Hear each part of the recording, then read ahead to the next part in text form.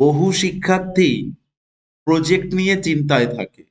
তাদের চিন্তার বিষয়গুলি হলো যে স্যার প্রজেক্ট কি লিখব, কিভাবে লিখব, অথবা কিভাবে লিখলে প্রজেক্টে ফুল মার্কস আসে, প্রজেক্ট নিজে লিখব না অন্য কাউকে দিয়ে লিখিয়ে নেব, এই সব নিয়ে নানান প্রশ্ন থাকে। তো আজকে মূলত তোমাদের উচ্চ মাধ্যমিকের শিক্ষা বিজ্ঞান অর্থাৎ এডুকেশন বিষয়ের প্রজেক্ট নিয়ে আলোচনা করব। প্রত্যেক স্টুডেন্টকে বলবো ভিডিওটি প্রথম থেকে শেষ পর্যন্ত মনোযোগ সহকারে দেখতে, আমি কি কথাগুলো বলছি সেগুলো মনোযোগ সহকারে শুনতে, এবং তোমার যে প্রজেক্টের বিষয়টি রয়েছে সেটা সুন্দরভাবে লিখে নিতে। ক্লিয়ার? মানে এক কথায় বলতে গেলে ভিডিওটি দেখো আর প্রজেক্টটি লিখে নাও। আমি তোমাদের সঙ্গে রয়েছি গোপাল স্যার। আমাদের স্টাডি সেন্টার থেকে মাধ্যমিক, উচ্চ মাধ্যমিক, বিএ, বিএসসি, এমএ, এমএসসি করার সুযোগ রয়েছে। সমস্ত কোর্স সরকারি অনুমোদিত। এছাড়াও আমাদের যে অন্যতম বিশেষত্বগুলি রয়েছে সেগুলি হলো অনলাইন অথবা অফলাইন ক্লাসের সুবিধা। কোনো স্টুডেন্ট চাইলে 80% অ্যাবাভ কমনযোগ্য নোট সাজেশন নিয়ে বাড়িতে বসে পড়াশোনা করতে পারে। অল ওভার ওয়েস্ট বেঙ্গল আমাদের নোটসের কোনো ডেলিভারি চার্জ নেওয়া হয় না। আমাদের সঙ্গে যোগাযোগ করতে হলে স্ক্রিনে দেওয়া নাম্বারে হোয়াটসঅ্যাপ করবেন, অথবা কোনো কিছু জানার থাকলে ভিডিওর কমেন্টে জানাবেন। কোনোভাবে কল গ্রহণযোগ্য হবে না।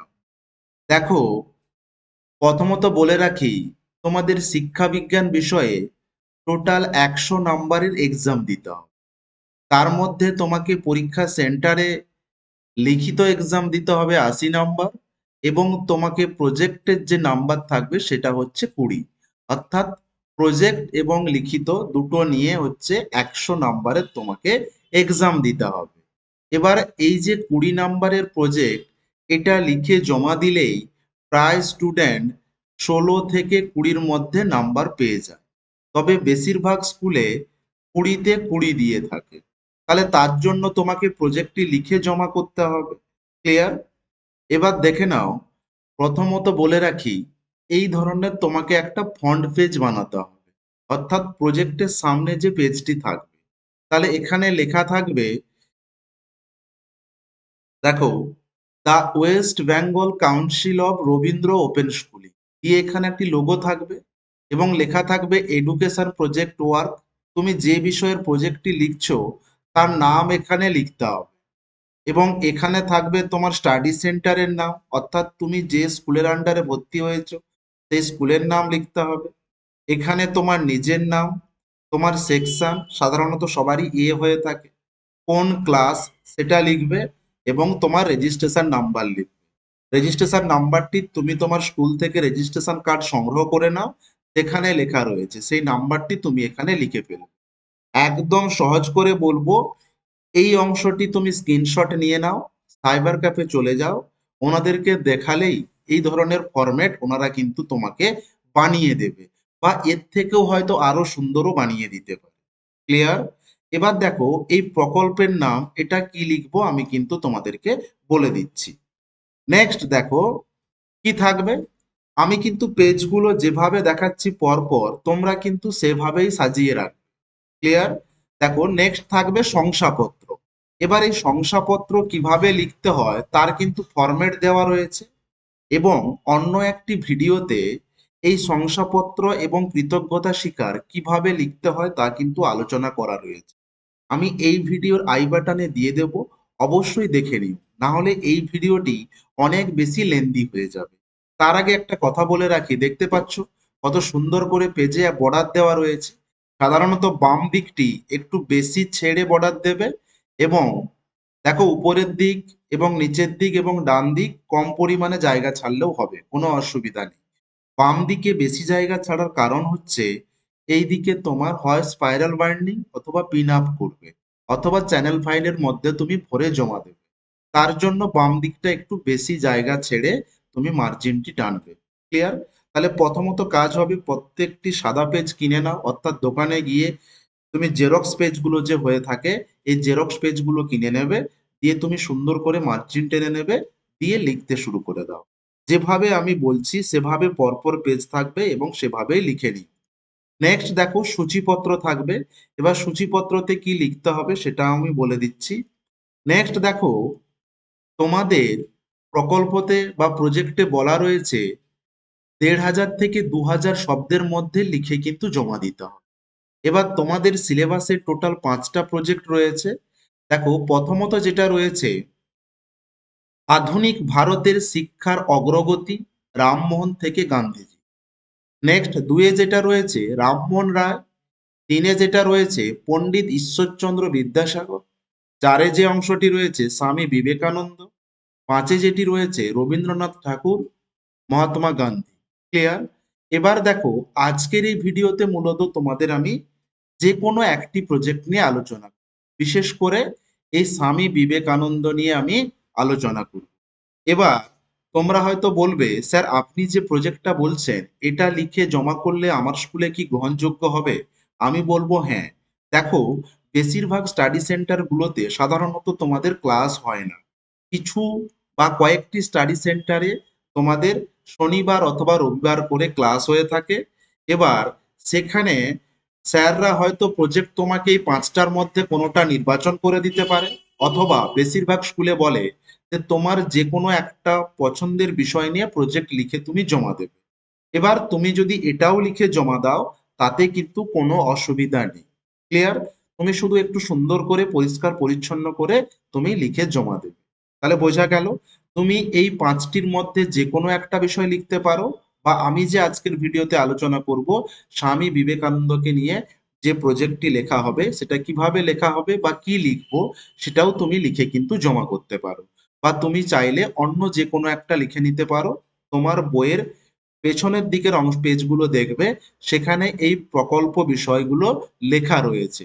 তুমি সেখান থেকেও দেখে লিখতে পারো।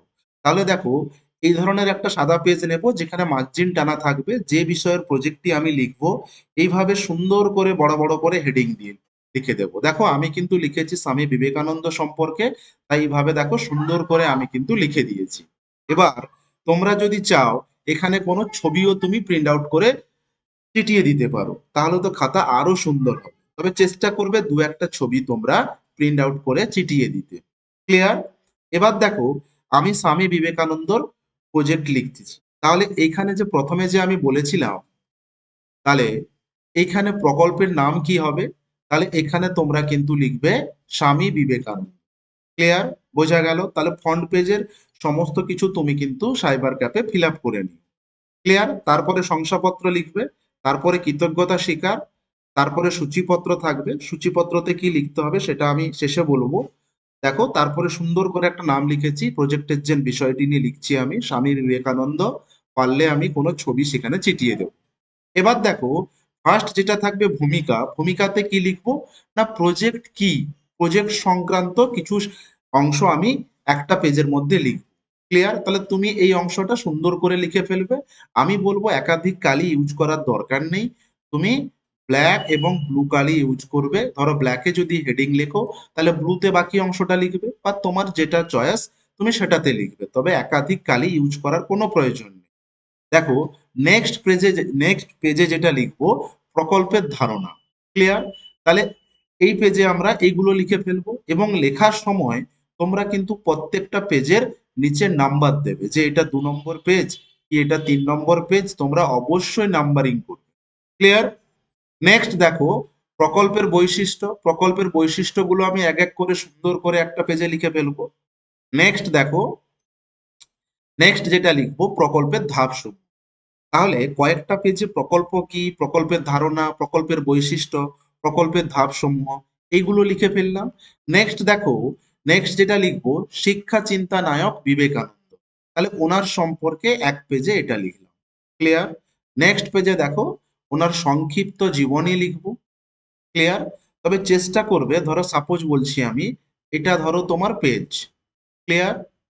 এখানে ধরো মার্জিন টানা রয়েছে। ধরো কেউ হয়তো এই অংশটাকে একদমই উপরের অংশ লিখে দিল, বাকি নিচটা পুরো সাদা থেকে গেল। এটা না লেখাই বেস্ট। সবসময় চেষ্টা করবে এটা যদি তোমার পেজ হয়ে থাকে এমন জায়গা থেকে লেখাটা শুরু করবে যেন লেখাটা খাতার সাপেক্ষে মিডিল বরাবর হয়ে থাকে। ক্লিয়ার? এছাড়াও যদি তোমার বুঝতে কোনো সমস্যা হয়ে থাকে অবশ্যই কমেন্টে জানিও। এবং যারা এই চ্যানেলে নতুন অবশ্যই বলবো চ্যানেলটিকে সাবস্ক্রাইব করে নিতে। তার কারণ এই ধরনের আপডেটগুলো সবার আগে সঠিকভাবে দেওয়া হয়ে থাকে। এবং তোমার যে বিষয়ের প্রজেক্ট লাগবে অবশ্যই কমেন্টে জানিও, খুব তাড়াতাড়ি সেই বিষয়ের প্রজেক্টের ভিডিও আপলোড করা হবে। নেক্সট দেখো, নেক্সট পেজে যেটা লিখবো, শিক্ষা পরিকল্পনা। ক্লিয়ার? এগুলো কিন্তু এক একটা পেজে লিখে ফেলবে। এবার তুমি যদি চাও যে একটা পেজে এর থেকেও বেশি লিখবে, তুমি চাইলে সেটা তুমি লিখতে পারো। নেক্সট দেখো লিখবো, শিক্ষা কি। নেক্সট, শিক্ষা তত্ত্ব সম্পর্কে লিখবো।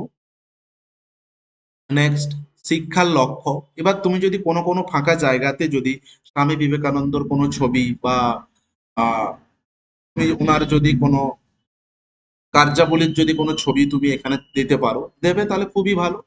নেক্সট দেখো, ইতিবাচক শিক্ষা, জনশিক্ষা। নেক্সট, জাতীয়তাবাদের শিক্ষা। এইগুলো কিন্তু প্রত্যেকটা পেজে লিখে ফেলবে। এবার ধরো সাপোজ বলছি এই অংশ অনেকটা আমি ফাঁকা অংশ পেয়েছি। ক্লিয়ার? আমি যদি এখানে কোনো একটা ছবি দিয়ে দেবো, দিতে পারো। ধরো আমি একটা ছবি এখানে কি করলাম, কেটে প্রিন্ট আউট করে কেটে চিটিয়ে দিলাম, খুবই ভালো। এবার তুমি যদি নাও দিতে চাও নাও দিতে পারো। নেক্সট দেখো, নেক্সট পয়েন্ট যেটা লিখবো, নারী শিক্ষা এবং পাঠ্যক্রম। এখানেও দেখো একটা ছবি আমি দিয়েছি। নেক্সট দেখো, সহপাঠক্রমিক কার্যাবলী, কারিগরি ও শিল্পায়নের শিক্ষা, শিক্ষা পদ্ধতি, বিদ্যালয়, শিক্ষক, শিক্ষার্থী। নেক্সট পেজে যেটা লিখবো, শিক্ষকের ত্যাগ, শিক্ষক শিক্ষার্থীর সুসম্পর্ক এবং সর্বোপরি উপসংহার। ক্লিয়ার? তাহলে এখানে আমার প্রজেক্টটা কিন্তু লেখা শেষ। তাহলে এবার আমি কি বলেছিলাম যে সূচিপত্র লিখতে হবে। তাহলে দেখো ওই পেজে আমরা চলে যাব সূচিপত্রতে, দিয়ে প্রথম থেকে যে প্রজেক্টগুলো লিখেছিলাম প্রত্যেকটা অংশের যে হেডিং রয়েছে, ফার্স্টে ভূমিকা লিখেছিলাম, তাহলে ভূমিকা লিখলাম। এবার প্রত্যেকটা পেজে সবার প্রথমে বলেছিলাম পেজ নাম্বার গুলো দিয়ে দিতে, তাহলে ভূমিকা সাপোজ হয়তো 1 নম্বর পেজে আছে, তাহলে এখানে 1 লিখবো। তারপরে দেখো প্রকল্পের ধারণা হয়তো 2 নম্বর পেজে আছে, তাহলে এখানে 2 লিখবো। নেক্সট দেখো প্রকল্পের বৈশিষ্ট্য যদি 3 নম্বর পেজে থেকে থাকে, তাহলে এখানে 3 লিখবো। তাহলে এইভাবে দেখো প্রত্যেকটা পেজে যে হেডিং গুলো রয়েছে সেই হেডিং গুলোকে সূচিপত্রে লিখে ফেল। ক্লিয়ার? একদম শেষ পর্যন্ত, অর্থাৎ উপসংহার পর্যন্ত। এবং এই অংশগুলো কত নম্বর পেজে রয়েছে সেগুলো লিখে ফেল। বোঝা গেল? তাহলে এখানেই তোমার প্রজেক্ট লেখা কিন্তু কমপ্লিট। এবার প্রত্যেকের মনে প্রশ্ন আসবে যে স্যার প্রজেক্ট আমি ওটাকে কিভাবে জমা দেব। দেখো, দুভাবে তিনভাবে তুমি প্রজেক্ট জমা দিতে পারো। একটা হচ্ছে তুমি দোকানে গিয়ে এই পেজগুলোকে নিয়ে স্পাইরাল বাইন্ডিং করতে পারো, মানে এইভাবে দেখতে পাচ্ছ যেটা এটাকে বলা হয় স্পাইরাল বাইন্ডিং। এভাবেও তুমি করে জমা দিতে পারো। নতুবা তুমি কোনো দোকানে গিয়ে এই ধরনের কালারফুল যে স্যালোটিপ গুলো পাওয়া যায় এগুলো কিনে তুমি সমস্ত পেজগুলোকে এক জায়গায় পিন আপ করে খাতার পিন আপের সাইডে এই টেপগুলোকে চিটিয়ে তুমি জমা দিতে পারো।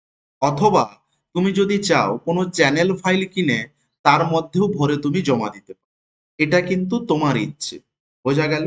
তাহলে আবারও বলছি, ভিডিওটি তুমি নিজে দেখো এবং পরিচিত কোনো বন্ধু বান্ধব থাকলে শেয়ার করে দিও এবং প্রজেক্টটি তুমি লিখে নিও।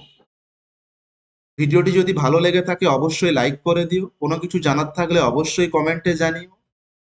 শেষে সবাইকে বলছি, যারা এই চ্যানেলে নতুন অবশ্যই চ্যানেলটিকে সাবস্ক্রাইব করে নিও। Thanks for watching. সবাই ভালো থেকো, ভালো করে পড়াশোনা করো। আর প্রজেক্টটি তোমরা এভাবে লিখলেই ফুল নাম্বার বা ফুল মার্কস তোমরা পেয়ে যাবে।